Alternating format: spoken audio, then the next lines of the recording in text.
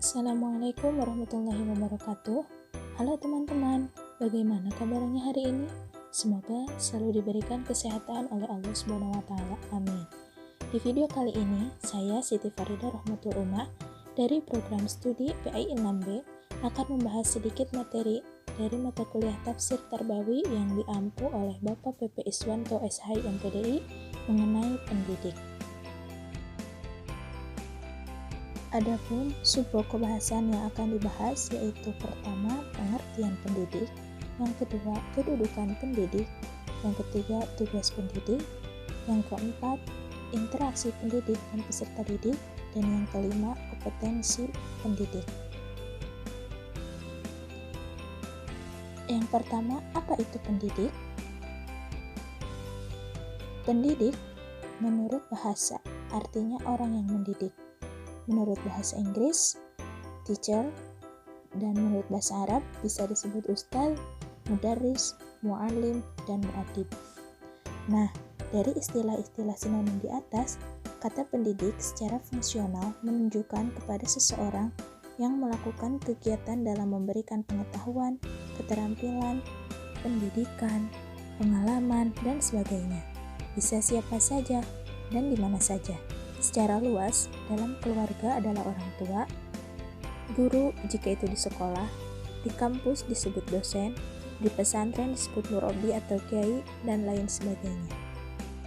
Yang kedua yaitu kedudukan pendidik. Islam sangat menghargai dan memuliakan para pendidik atau guru. Begitu tingginya penghargaan itu sehingga menempatkan pendidik atau guru setingkat di bawah Nabi dan Rasul. Mengapa demikian? Karena pendidik atau guru sangat berkaitan dengan ilmu pengetahuan, sedangkan Islam sangat menghargai pengetahuan itu. Ada penyebab khas mengapa orang Islam amat menghargai pendidik atau guru, yaitu berpandangan bahwa ilmu pengetahuan semuanya bersumber pada Tuhan. Sesuai firman Allah dalam Quran surat Al-Baqarah ayat 32 yang berbunyi, La ilma lana illa ma 'allamtana, yang artinya tidak ada pengetahuan yang kami miliki kecuali apa yang Engkau ajarkan kepada kami. Quran surat Al-Baqarah ayat 32. Yang ketiga yaitu tugas pendidik. Tugas pendidik yang pertama sebagai instruksional atau pengajar yang bertugas merencanakan program pengajaran dan melaksanakan program yang telah disusun serta mengakhiri dengan pelaksanaan penilaian setelah program dilakukan. Yang kedua yaitu sebagai pendidik atau edukator yang mengarahkan peserta didik pada tingkat kedewasaan dan berkepribadian kamil seiring dengan tujuan Allah Subhanahu wa taala yang menciptakannya. Dan yang ketiga yaitu sebagai pemimpin atau manajerial yang artinya memimpin, mengendalikan diri sendiri, peserta didik, dan masyarakat yang terkait terhadap berbagai masalah yang menyangkut upaya pengarahan, pengawasan, pengorganisasian, pengontrolan, dan partisipasi atas program pendidikan yang dilakukan. Menurut Abu Dinata, secara sederhana tugas pendidik adalah mengarahkan, membimbing para murid agar semakin meningkat pengetahuannya, semakin mahir keterampilannya, dan semakin terbina dan berkembang potensinya. Sedangkan tugas pokok pendidik adalah mendidik dan mengajar. Yang keempat, yaitu interaksi antara pendidik dengan peserta didik.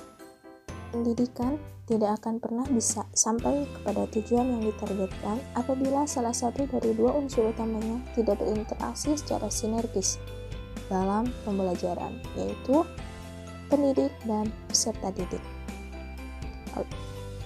Untuk mencapai interaksi dalam pembelajaran, dibutuhkan komunikasi antara pendidik dan peserta didik yang memadukan dua kegiatan, yaitu kegiatan mengajar usaha pendidik dan kegiatan belajar termasuk tugas dari peserta didik.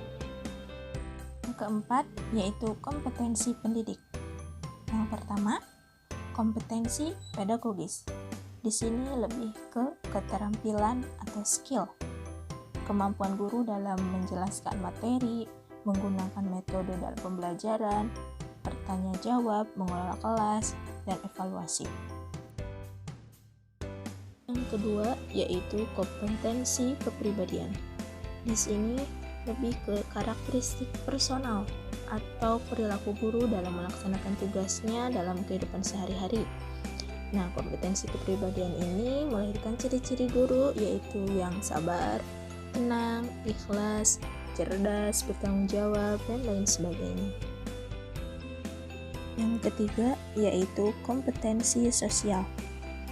Di sini keterampilan yang terkait dengan hubungan atau interaksi dengan orang lain. Dalam hal ini, guru harus atau dituntut memiliki keterampilan berinteraksi dengan masyarakat, khususnya dalam menganalisis, mengidentifikasi, dan menyelesaikan problem masyarakat. Yang keempat yaitu kompetensi profesional. Di sini kemampuan dan keterampilan guru terhadap penguasaan materi secara mendalam.